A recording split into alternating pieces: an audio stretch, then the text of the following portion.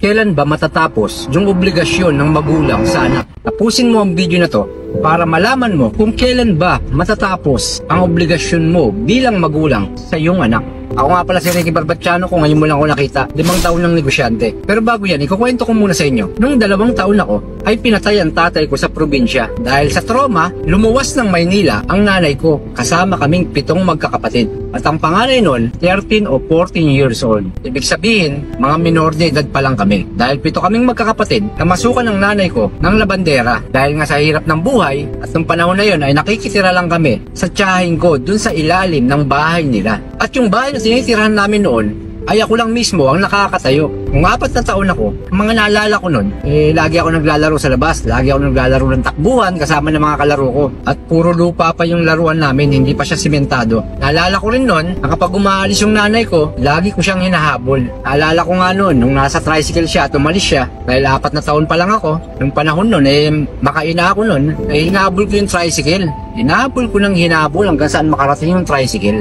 Yun yung mga hindi ko makakalimutan, mga panahon na 4 na taon ako. Dahil nga sa labandera yung nanay ko, hindi pa rin sapat yung kinikita niya. Kaya naisipan ng nanay ko, nung panahon na yon, nadalhin ako sa tsuhin ko at sa tiyahin ko na halos ipampun ako. Kaya yung panahon na nagbibinata ako, ay pakiramdam ko ay parang may kulang. Pakiramdam ko para akong nanakawan. At hindi ko maintindihan kung ano yung nanakaw sa akin, na parang may nawala sa akin. At mamaya ako sasabihin sa inyo kung ano yung nawala sa akin. Kaya pag-uusapan natin kung ikaw ay isang magulang ngayon, hanggang saan ba matatapos ang obligasyon mo bilang magulang sa iyong mga anak. Bago mo malaman kung kailan matatapos ang obligasyon mo bilang magulang, umpisahan muna natin kung kailan magsisimula yung obligasyon ng magulang sa isang anak. At magsisimula ito sa sinapupunan pa lang ng isang ina, na pag naramdaman ng ina yung tibok ng puso ng kanyang anak, ibig sabihin, yun ang simula na may obligasyon na ang isang magulang. Hanggang sa unang oras ng paglabas ng anak sa sinapupunan ng ina, ay may obligasyon na ang magulang na para buhayin yung kanyang anak. Financially, na kailangan sustentuhan ng gatas. Obligasyon ng magulang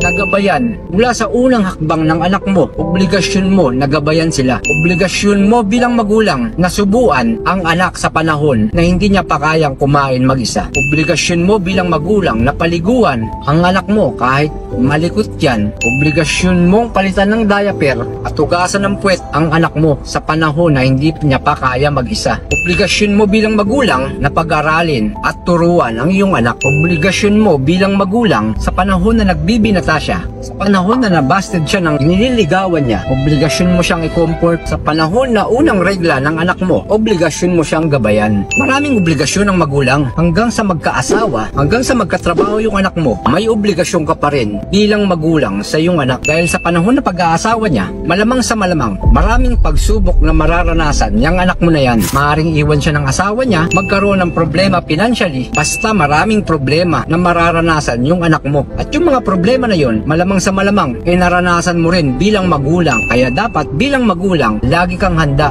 Para ka dapat isang malaking puno na hitik sa bunga at hitik sa mga dahon. Na sa panahon na oras na kailangan kanila, meron silang lilim na pupuntahan. Kung gusto nila magpahinga, kung napagod na sila, ay nandiyan ka dapat palagi para sa kanila. Na lagi kang handa, na ikaw lagi yung lilim nila sa panahon na mas kailangan kanila. Sa panahon na kailangan nila ng gabay. Sa panahon na kailangan nila ng comfort mo. Kaya mali yung paniniwala o maling nakasanayan ng mga magulang noon na kapag nakatapos na ng pag-aaral ang isang anak, tapos na rin ang obligasyon ng isang magulang. Lalo na kapag nakapag-asawa na to o may maganda ng trabaho, doon na tinatapos ng magulang ang obligasyon nila sa kanilang anak. Yun po ay isang malaking mali, na porkit nakatapos na to, porkit may trabaho na, porkit may pamilya na, ay dun na natatapos yung obligasyon ng magulang sa anak. Pwes mula ngayon, babasagin natin yung maling nakasanayan ng mga magulang, dahil hindi dun natatapos yung obligasyon ng magulang sa anak. Dahil sa panahon na yon, panahon na nakatapos siya ng pag-aaral, yun pa lang yung panahon na magsisimula ng tunay na laban sa buhay pag-aasawa. Yun pa lang ang simula sa laban sa pagbuo ng kanyang pamilya. Kung may trabaho na yung anak mo, dapat lagi ka pa rin handa na sa tuwing dumarating yung mga pagsubok sa kanyang buhay, inaasahan man o hindi, dapat lagi kang handa. Huwag mong tapusin ang obligasyon mo, lalo na sa kalagitnaan ng kanyang mga pagsubok sa buhay.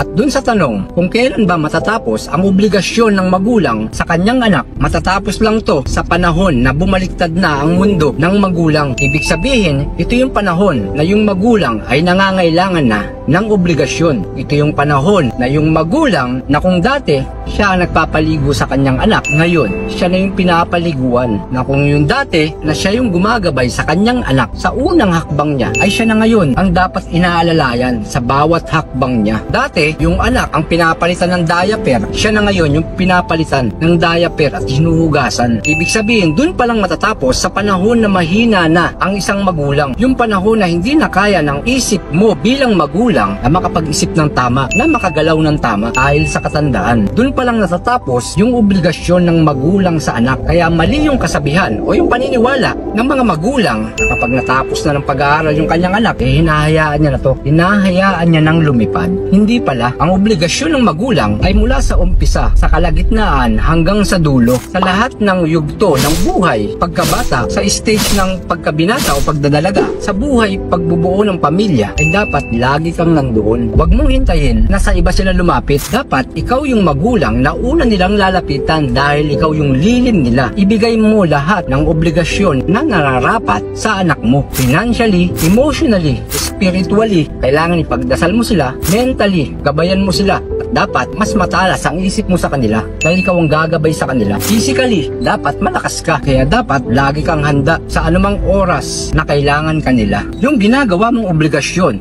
katumbas nun sa anak mo, ay isang alaala. Kaya kung ano yung tinanim mo, ay siya mo ring aanihin. Kaya magtanim ka ng mga obligasyon sa anak mo dahil ang balik sa anak mo nun ay mga alaala. Alaala na kahit mahina ka na o kahit wala ka na sa mundo, yun yung alaalang itinatanim mo sa kanila. Yung mga alaala na sa panahon na malungkot sila, sa panahon na may problema sila, yung panahon na kailangan nila ng comfort, ay lagi kang nandyan. Sa bawat saya, bawat lungkot nila, ay lagi kang kasama. At yun yung mga alaala na hindi nila makakalimutan. Kaya naniniwala ako sa kasabihan na kung ano ang itinanim ay siya mo ring aanihin. Ang kalaban lang natin dito ay hindi ka nagtanim ng mga obligasyon na magsisilbing alaala ng mga anak mo at maaaring gawin din nila sa mga anak nila. Kaya kung isa kang magulang ngayon, ano nang dapat mong gawin? Gawin mo ang nararapat para sa anak mo. Gawin mo ang lahat ng obligasyon dahil lahat ng obligasyon na yan ay kailangan na kailangan ng anak mo. Dahil sa mundo, isang beses ka lang magiging magulang, kaya ibigay mo na ang lahat ng responsibilidad o obligasyon na nararapat para sa anak mo. Hanggang sa muli, ako si Ricky Barbatiano. Time is gold. Napakahalaga ng oras. Kaya kailangan mong kumilos habang ikaw ay malakas. Dahil walang nakakaalam ng oras ng iyong pagwawakas.